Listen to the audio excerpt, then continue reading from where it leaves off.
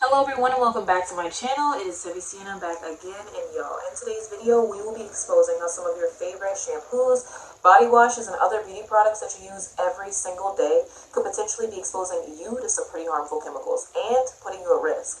So without further ado, let's get into it. So recently in October 2022, the National Institutes of Health released a study on the effects of hair relaxers and hair straighteners on the women who use them and their health. The study showed that women who reported frequent use of these products were more than twice as likely to develop uterine cancer later on in life rather than women who hadn't used these products. This really hit home for me, honestly, because I thought about all the people that I know personally who could potentially be affected by this. Perms and relaxers have been so popular within the Black community for years, but I know as of late a lot of people have chosen to go natural or use more natural straightening methods because of the damaging effects of long-term use of perms and relaxers to hair. But I know so many people did not even realize that these products could potentially be the cause of contracting very serious illnesses down the line. So after hearing about this, I started to do a little deep dive as to why chemicals like this are even allowed in the things that we're putting on our skin, and whether or not there are any regulations on what companies can and cannot have in their products. So here's what we know. As of 2022, the EU, being Europe, has banned or restricted more than 1,300 chemicals for use, while the US has only banned 11 out of those 1,300 banned chemicals. And that's crazy, okay? Europe has banned 1,300 chemicals that are not able to be used in beauty products. And out of those 1,300 that are deemed unsafe, there are only 11 banned in America, which means what is 1,300 minus 11? So that literally means that 1,289 of the banned chemicals that are literally unsafe, have been deemed unsafe, are still actively in our beauty products right now in America. And that's crazy. According to an article from The Guardian that covered how U.S. cosmetics are full of harmful chemicals already banned in other countries, it said, "It is possible to find formaldehyde, a known carcinogen," and carcinogen means cancer-causing chemical, okay? It is possible to find formaldehyde, a known carcinogen, banned in European sold cosmetics, in U.S. hair straightening treatments and nail polish. Parabens linked to reproductive problems are ruled out in Europe, but not in the US, where they can lurk in skin and hair care products. Coal tar dyes can be found in Americans' eyeshadows years after they were banned in Europe and Canada. So that in itself is so crazy. That kind of follows up with the claim that these hair straightening products like relaxers and everything can cause cancer, because it's literally saying formaldehyde can be found in hair straightening treatments and products, which goes back to relaxers literally being proven to potentially cause women to have uterine cancer down the line. Another crazy thing as well is it says coal tar dyes can be found in Americans' eyeshadow. So that means it's not exclusive to just like hair products, hair care products, skincare products, shampoos, lotions, and stuff like that. It's also potentially in makeup as well. So Europe's approach to keep the people and their citizens safe is a program called REACH. So it stands for Registration, Evaluation, Authorization, and Restriction of Chemicals. So these are laws that require for manufacturers and regulators to prove that a product is safe before it can be used. But y'all, the US doesn't really have a REACH. The US barely has any restrictions at all. So basically, there are some rules for new products in America that are just being created to be deemed as safe before they hit the shelves. But for long-standing products that have been sold for years, there's really not that much restriction. They still get to produce and sell products that they know could potentially be harmful. Case in point, asbestos, okay? Good old-fashioned asbestos. We've all heard the commercials. Have you or one of your family members? Those commercials. Asbestos has been known to cause cancer, other illnesses, and even death, but it is still not banned in the US. The EPA, which is the Environmental Protection Agency, tried to ban asbestos in 1989, only to be overturned by the federal court following a backlash from many manufacturers. Molly Jacobs, a senior researcher at the Lowell Center for Sustainable Production, said, "When the asbestos ban got overturned, the EPA got nervous about banning anything. That was the last time the EPA sought very strict restrictions on industrial chemicals. The EU definitely has stronger policies." Throughout the years, there have been many other American brands that have come under fire for allegedly having harsh or toxic chemicals in them, such as OGX, the shampoo and conditioner company, Johnson & Johnson, and even Claire's. Claire's, the kids makeup. Claire's, a supposedly kid-friendly brand that's core demographic is specifically children, came under fire as it was discovered that several of their cosmetics contained asbestos. So we know that this is something that's actively going on, still happening. We know that as recently as October of 2022 because things are still coming out about things that are out today. So in the article, Janet Newdman, the director of the campaign for Safe Cosmetics, went on to say that in the US, it's really a buyer beware situation. Cosmetics companies can use any raw material that they like, and there is no way to know if they're safe before they reach the shelves. The contrast with Europe is stark and troubling.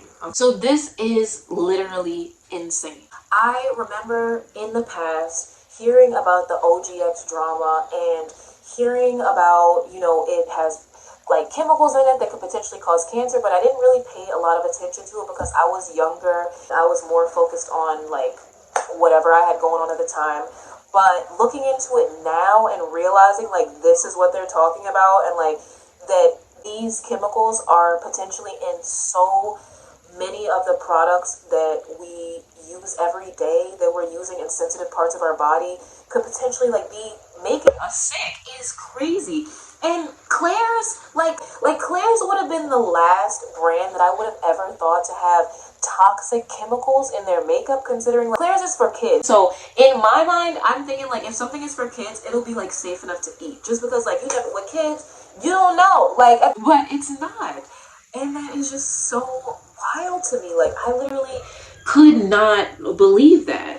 Okay, so now that we know that toxins potentially could be within so many different of the products that we're using all the time, I want to talk about why it's so important to stay away from these chemicals. So many of these chemicals can cause serious, life-threatening illnesses, persistent skin irritation, hormonal imbalances, fertility issues, and also hair loss. So me personally, about 2 years ago, I started noticing that the sides of my hair were getting thinner. And I didn't really understand why, but I just attributed it to like age and to also, I had a baby, so the pregnancy, and I heard that with pregnancy you can end up losing some of your hair for a while or like experiencing baldness or whatever. So I was just thinking it was that. But what I didn't realize was that some of the products that I had been using were filled with pore clogging chemicals that were causing my hair loss. So after switching products to more health-conscious choices with no parabens and sulfates, my hair literally started growing back and is way fuller and thicker than ever before. Like all here, like this side here, like as you can see, like it's way thicker. It looks good. It looks like, it's giving wig right now. Like the hairline is giving wig. And I was like, I didn't know what to do and nothing was working. My hair was not growing back, so I had just accepted defeat basically and was like, okay, that's fine. I'll just always try to do my edges and to do my hair in styles where it could kind of like cover it up. I switched my shampoo, my conditioner, and my hair gel, and after switching it to like a more clean, less heavily polluted product, my hair started growing back. Like I can't believe it. It's so thick and full. Like it was not like this before. Like, so I was amazed. I was like, thank you, Jesus. And I know so many people struggle with hair loss and would not think that making small changes in your gels, your shampoos, your conditioners, the creams that you're using can make a substantial difference in your hair growth, but it literally can. And I know some people probably felt like how I felt. You just don't know why your hair is not growing. And it could be a number of other things, but it potentially could be the products that you're using. And I know a lot of people aren't thinking like that. They're buying Rogaine and they're doing all this stuff trying to make their hair grow back, but they're still using the same polluted products with so many different chemicals that are clogging their pores and literally not allowing their hair to grow. And another thing that I also feel that kind of contributed to my hair loss was at one point I was using Diva Curl's products like a lot, like heavily, and I was using them all the time. And Diva Curl is another American brand. They were being accused of having certain chemicals in their products that were causing hair loss, allegedly.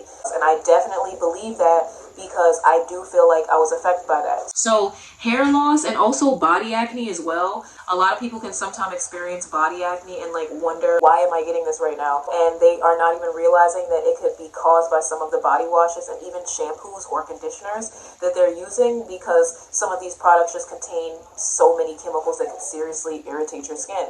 It's just crazy. Like, so many times I'll be wondering, like, why am I breaking out? Why is my hair falling out? Why is this happening? Not even thinking that it is literally these products that you're using all of the time. Just like not even thinking twice about it, because you would not ever think that people who create products to go on your skin or on your hair would be not even caring what goes in them. So now that we've talked about all the potential dangers and what's going on, I want to share with you guys a few tips on how to keep yourself safe and also how to look out for chemicals when you're going shopping. Tip number 1 will be to read ingredient labels. So since there are a few regulations when it comes to the beauty industry, just because something says organic or natural or clean, it doesn't necessarily mean that it is. It's up to you to keep yourself safe by reading product labels and doing your own research on the chemicals that they contain. Is literally one of the best ways to protect yourself. Number 2 would be to spread the word. So many people have no idea how many harmful chemicals they could be exposing themselves to every single day.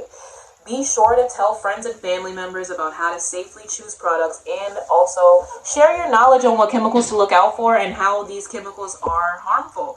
Because like I said, like I literally just found out about this like a few months ago. I guarantee you that the majority of people in America have no idea that this is really going on. Tip number 3 would be to utilize apps that can keep you safe. Using apps like Yuka, I personally really like this app. I use it very often because it's an app that you can first off, you can have it on your phone. It's an actual app, it's not a website. And you can use it wherever you go. It's as easy as scanning a barcode, and it'll come up with a rate of 1 through 100, along with a detailed list of chemicals that it contains and also their side effects and how harmful they are. Clearia and Think Dirty will allow you to get the info on products that you have or are thinking of buying before you waste money on them. So it's like basically like a search engine like Google, and then you could type in anything. Like you could type in Sephora and go to whatever product that you're thinking of buying, and it will literally come up with like the same thing that Yuka does, and it's just like a detailed analysis of what this product contains, whether it's deemed safe by their standards, whether it's deemed harmful,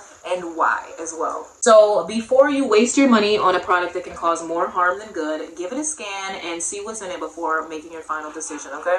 And last but not least, tip number 4 is, it's not like a tip, but these are just some ingredients to watch out for, but I will leave an entire list here. So yes, that is all I have to say on the matter as of now. I hope you guys really enjoyed this video. This was kind of like a quick summary over so many things that I've learned on this specific topic. As of right now, I hope you guys really enjoyed this video, and I hope I was able to bring some type of like awareness to a topic that I know a lot of people have no idea about at all. And yeah, if you guys enjoyed this video, please leave a like and a comment to let me know. I really appreciate it.